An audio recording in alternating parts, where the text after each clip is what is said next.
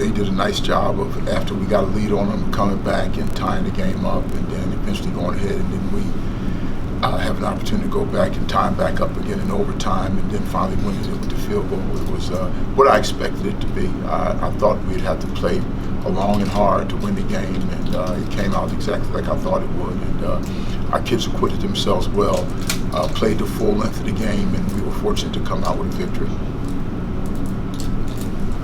That's back-to-back wins. I mean, is the confidence kind of growing in the locker room? Well, you hope it would. You want to put a couple wins in a row. Hopefully, it builds our confidence, and hopefully, it propels us forward towards the rest of the season.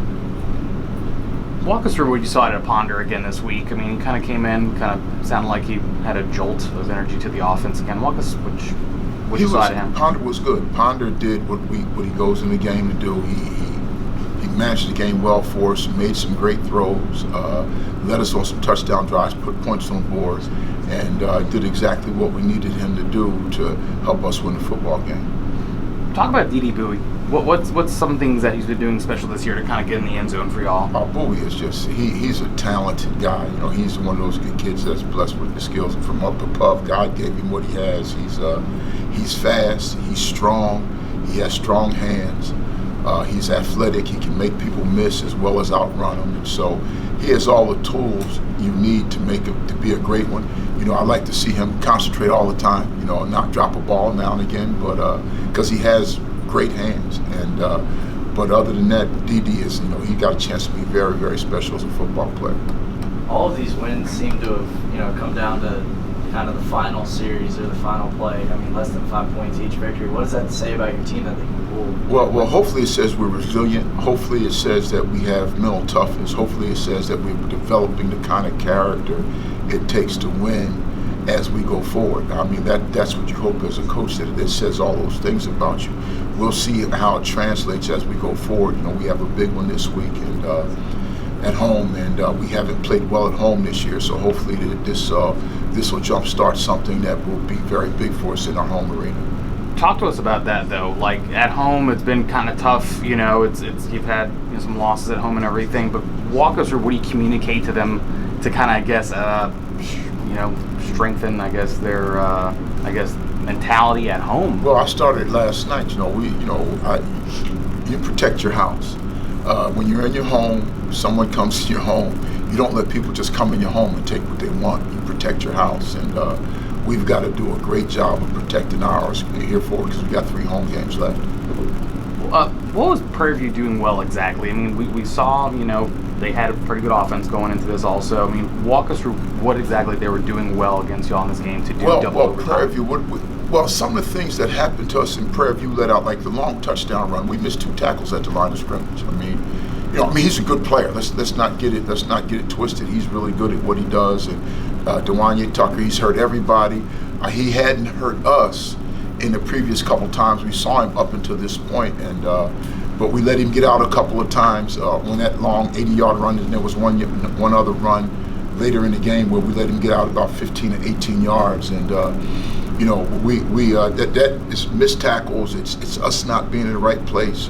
In Prairie View, as far as throwing the ball, they've got good receivers. They got a good quarterback. They threw a couple balls over our heads. So, that's what you don't want to happen. But we were in man coverage. We had man-to-man matchups against them. We had to play the man coverage because of what they did with the RPO game.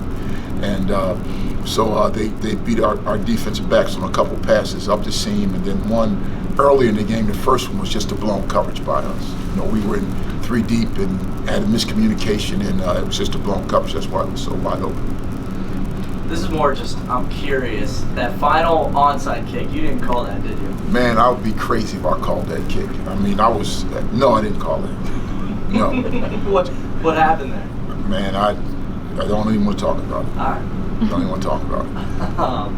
So you beat our APB last year. I mean, what do you see from them this year? Man, I tell you what, last year as a defensive coordinator, I thought they had the best plan, and I had the hardest time against them last year, having to adjust and readjust to what they were doing to us. And they do a really good job of taking what they have and utilizing it to its full extent. And they're a handful offensively because of that now. And they've added a couple of really good receivers to the mix.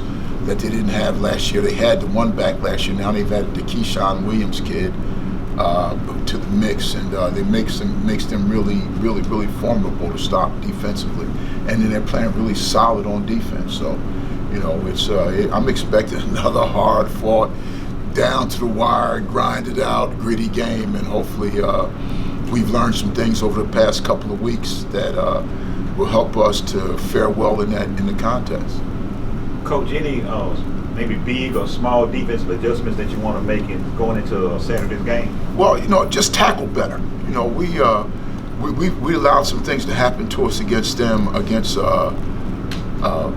Prairie View because of tackling, and then also just a little bit better in the coverage piece, and we will be better. We played the game with just two corners, and it got kind of hairy there when those guys got a little tired late in the game because we lost Arrington early in the season, and Thayard didn't play in the game, and then we also had Alexander Shaw who was down, and so we were actually down to two guys playing at the corner position. So this week hopefully we'll have Thayard back, we'll have Shaw back, and we'll be a little bit more formidable on the outside.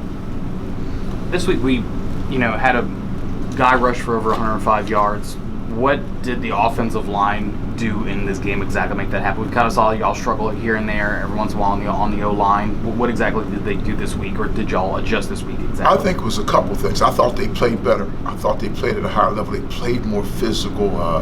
They did a better job of moving people. I think they kind of got back into the niche where they were earlier in the season. And then, us putting Jalen in the game with the running game and letting him be a guy toward the end of the game, having been a threat also as a runner, I think helped us to be able to run the ball, because now you just can't hone in on a running back. You got to say, okay, if he keeps the ball, we better tackle him or he'll run 80 on us. So I think that helped us quite a bit also.